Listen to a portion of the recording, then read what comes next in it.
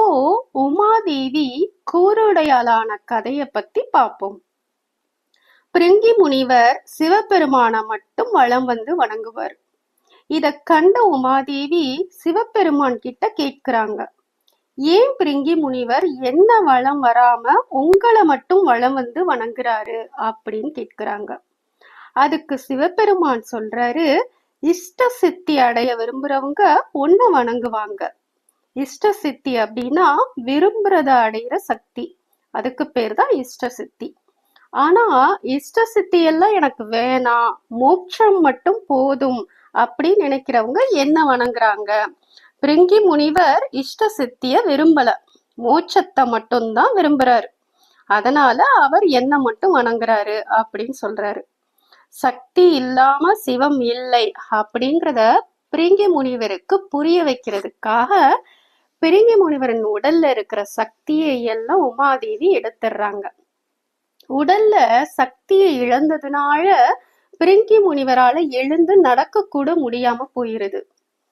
உடனே அவர் சிவபெருமான வேண்டுறாரு. உடனே சிவபெருமான் அவருக்கு 3வது காலை கொடுத்ததோட மட்டுமல்லாம பிருங்கி முனிவரிடம் சொல்லுவாரு, சக்தி இல்லாமல் சிவன் இல்லை அப்படின்னு இப்போதாவது புரிந்ததா அப்படின்னு கேட்பாரு. அப்போதான் தன்னோட தவற்றை உணர்ந்து பிருங்கி முனிவர் தன் தவற்றை உணர்ந்து உமாதேவியிடமும் மன்னிப்பு கேட்கிறாங்க. உமாதேவி இறைவனோட பிரியாம இருக்கிறதுக்கு பல தவங்கள் செஞ்சு இறைவனோட இடபாகத்துல இடம் பெறாங்க. இறைவனோட பாதியானதுனால கூருடையாள் என்ற பெயரும் வருது. இதுதான் கூருடையாளோட வரலாறு. இறை வடிவ ஊனக்கண்களால பல மகான்கள் பார்த்திருப்பாங்க. அப்படி பார்த்திருந்தாலும் யாராலும் அவரோட இயல்ப முழுசா அறிய முடியாது. ஏன்னா இறைவன் தம் பெருமை தானறியா தன்மையன்.